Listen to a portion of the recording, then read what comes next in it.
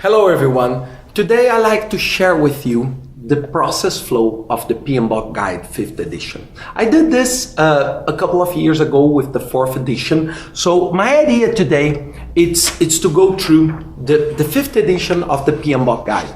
If we look at the way that the guide was built, it's basically built on the knowledge areas. So we start from integration and we go up to the new knowledge area, stakeholder management. And it's quite hard to read this when you were reading for the first time, and you will try to analyze from the beginning to the end of a project. So I decided to create this. So if you look every single process, you can see a lot of data flows like this for estimate cost, for example. So what is my idea? Is to make something like a simplified version of this. So our intent here is to frame. If you look here, you see a very light gray here, just to support me to present this to you. But what I want to do is to do this, is to produce and to demonstrate the 47 process of the PMBOK in a very simple way. And I will be trying to explain to you every single process. To do that, so what I did, I took this with very light gray and I prepared pieces of paper for each process. And then I put a tape on the back and then I'll be placing it here. So the idea here is to exercise and trying to understand. So it's very good if you are already someone with a good knowledge of the PMBOK, you can use and you can benefit from that, because it's very simple and very straightforward way. So of course I want to start with the first process is to develop the project charter. So this is, it's like the birth certificate of a project. So we starting a project with develop the project charter. So you take all these ideas and you start building a new project. And this is something new on the PMBOK 5th edition. Because to initiate the process, the project, so you will also identify stakeholders. So this used to be a communication process, but now it's a stakeholder management process, the 10th knowledge area, one of the major changes from the 4th to the 5th edition of the PMBOK Guide. And you saw that I placed it here an arrow, but I placed it a double-sided arrow. So it's not from this to this, but also back. And you'll see this many times during this flow. And why? Because the process is always, you go forward and then you give one step back to review what you did. So you develop the project charter and you do this something like together with the identification of the key stakeholders. Who is the client, who is the partner, who is the supplier. So on this way, you can prepare and initiate better your project. So this is what I call initiating process.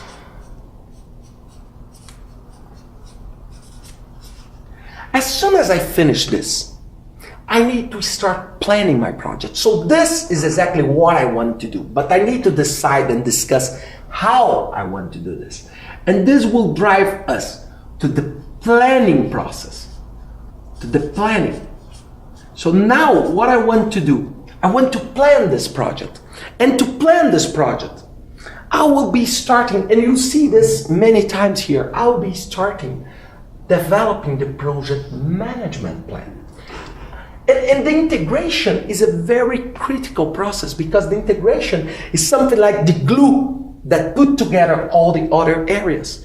But in order to do this, I need to do a lot of other things. And of course, one of the first things I need to do is to work on the scope. And to work on the scope, I will start planning and the way I will manage the scope of my project.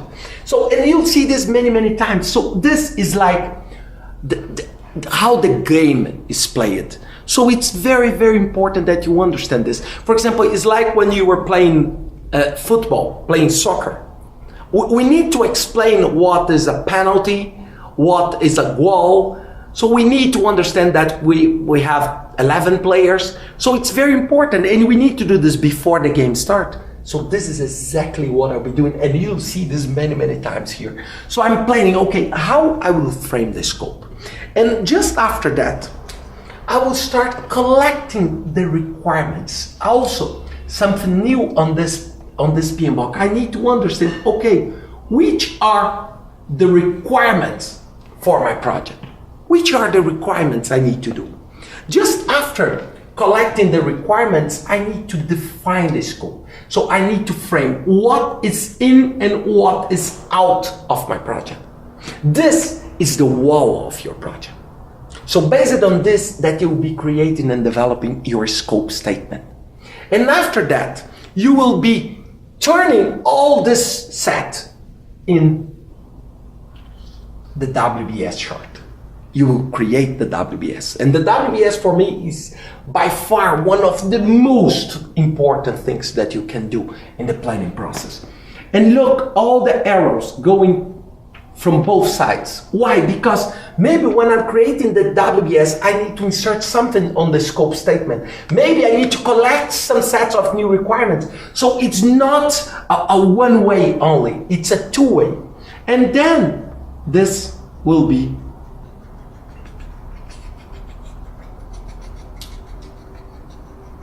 the scope, the area that will take care of the scope.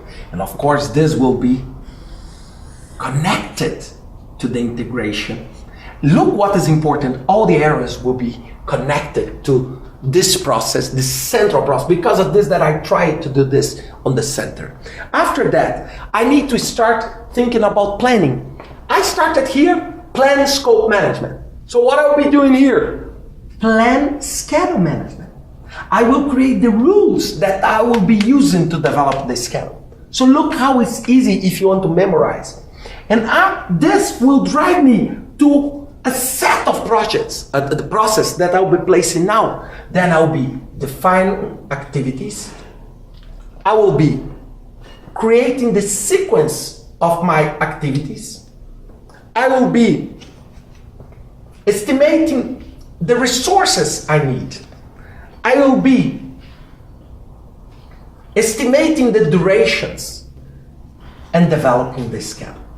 But look, what's the difference between this defined activities than this defined scope? The scope will frame with the WBS, the work packages. Here are the tasks, the operational tasks that I'll be doing that will be framed by the WBS I have.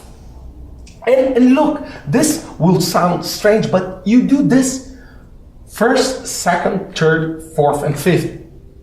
But you return back all the times. Because of this, we have this everything connected to everything.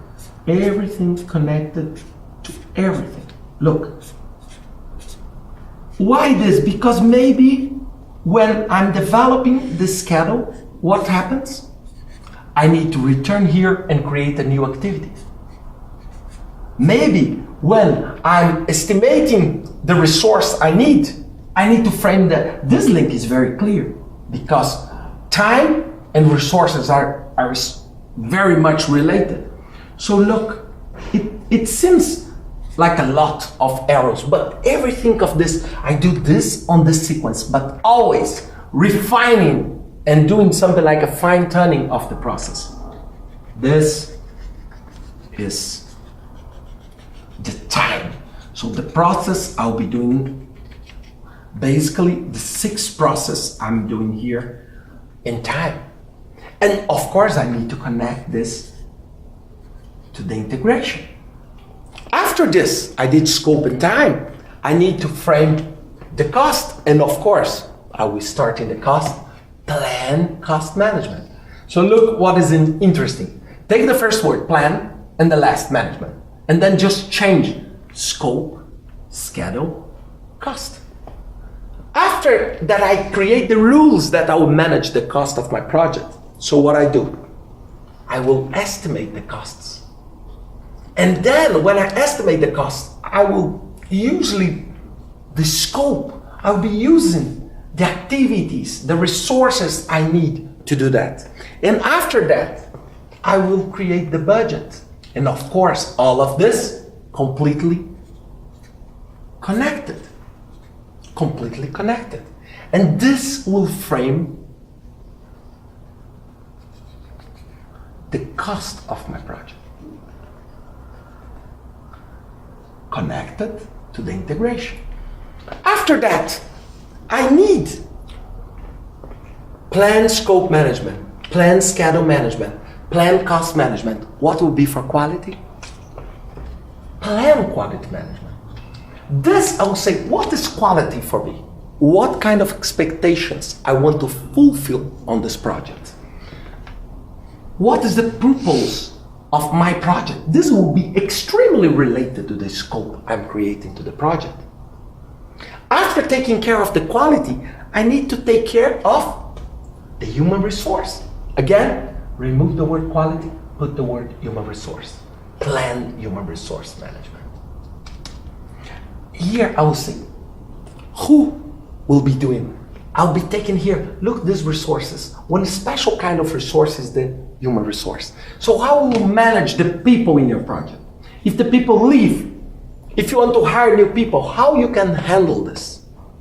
After this, you need to work with the communications and plan communication. So look, plan management, and the words are the knowledge areas. Here I will think, which kind of report I'll be doing? Which kind of meetings? How I can get information? How I can create reliable information? So this, of course, will support directly my project plan that I'm developing here. Okay? After this, I need to take care of the risks. So I need to plan my approach to risks. I need to understand which kind of tolerance do I have for this project. How I will manage, how I will identify risks. How I will analyze risks. And after that, I will identify the risks. I will identify the risks. After identifying, I will analyze. I will do the qualitative risk analysis. And after that, I will do the quantitative risk analysis. This to prepare my responses. So the basic step is 1, 2, 3, 4, 5. Okay? Like here, 1, 2, 3, 4, 5. Okay? I decided to put this side by side exactly to give the same analogy. But again, when I'm planning the response, maybe I need to go back and identify a new risk. So because of this, all of them's like on time. Everything is connected to everything. It's not a sequence because you need to be able to go back to review because maybe your response is not good enough and you need to think in another way of responding that. Maybe your quantitative risk analysis needs some feedback of the qualitative. So you need to understand that this is a very, very fluid, it's a very fluid process. And this big box that we call risk here on planning. So it's almost, we have 6 processes of risks, 5 of them are here. This will be supporting, again, the plan. After that, I need to decide, okay, which kind of process I will need to undertake in the procurement side. So I need to plan my procurement. This is where the decision of making or buy will take place. After that, I need to plan the stakeholder management. So look, here I identify it. But now I need to plan, okay, how I will manage these people. How I will manage. And basically, I like very much, we can do something like 2 times 2 metrics. And in one axis, we think about power. The other one, we think about interest, positive or negative. So those with high power and high interest are the good ones. Those with high power and negative influence are the bad ones. Those with low power but a positive interest, we can call them cheerleaders, because they want, but they are not with enough power to make things happen.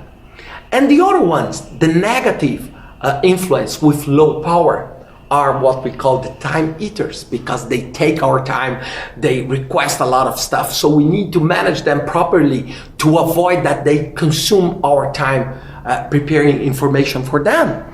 So this, again, if we go back to PMBOK 4th edition, this works. All this stakeholder process were embedded on the communication. Now, it's so important that now this became the 10th knowledge area. So it's very, very important that we create a plan to manage this. So this, all this big set will be our planning.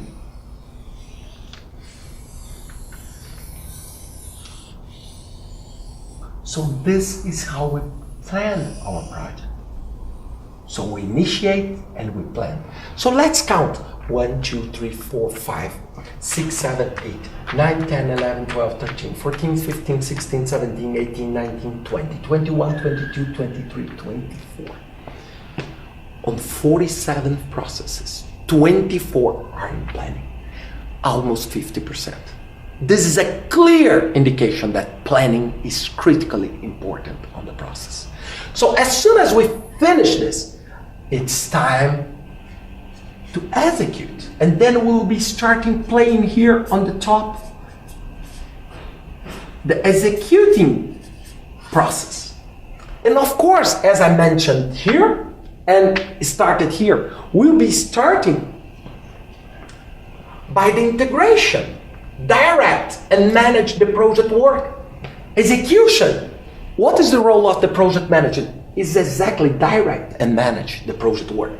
But to do that, we need to do a lot of other stuff around. I need to make sure that I'm doing the quality assurance because I created a plan here. Am I doing the proper quality assurance? I need to do a lot of work in the human resource. I need to acquire the project team. I need to contract these people. I need to find these people. I need to hire these people. Okay? And not always I'm able to hire them on the planning because sometimes this is not so close on time with this. Then I need to develop the project team. I need to take a group of people and transform them into a team. 1 + 1 is more than 2. So this is the idea of this process. And third one, I need to manage this team. Manage because people, they have leave. People have problems, so we need to manage this. And all of this together. Again, and this, I like these dotted boxes because this is just to frame one knowledge area inside one process, human resources. After that, you go and say, look, I planned the communication here. So now it's time to prepare the reports, do the meetings, so I need to manage the communication. I need to manage this process, making sure that I'm doing the proper communication. After this, I need to do the procurement process. Look, here I decided to buy something. If I decided I need to buy here, if I decided to make on the make or buy, this will go here. This will create a new requirement because of this, that all these errors are double-sided. Just connecting everything. And the last one here on the execution, it's the manage the stakeholder engagement. So look, I have a plan here. I will do meetings with key stakeholders. I will do reports, specific reports to them. Now it's time to do that and to manage this, to make sure that I'm delivering the plan I prepared here. So I prepared one specific meeting or one specific report. So I'm managing the communication and the stakeholders to make sure that they are with me. So look, this will be the big box of the execution.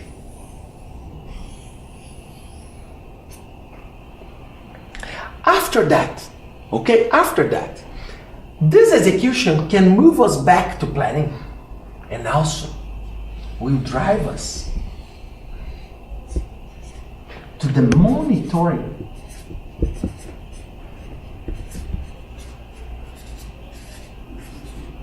and control.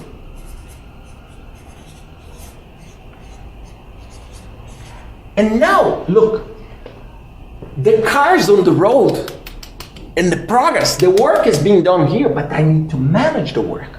And of course, as I did here and I did here, the central process is again integration. And I will monitor and control the project work.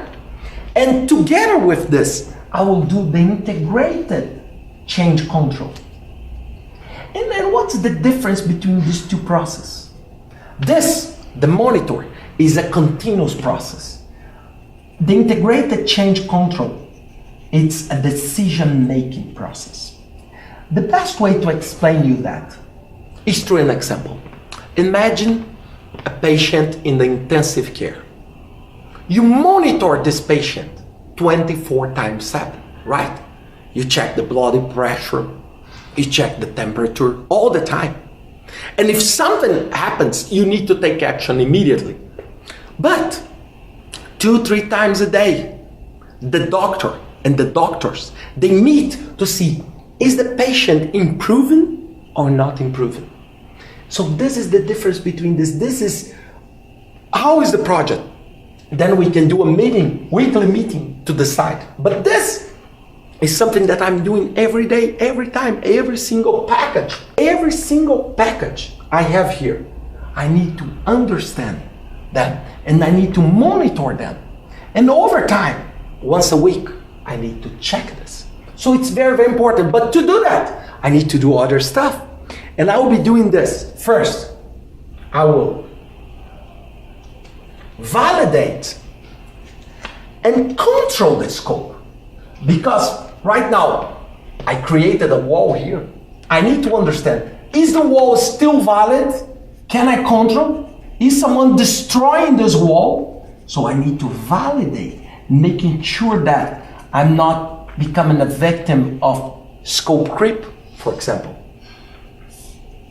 This is connected here. Again, look, here everything is connected. Here, everything will be connected also.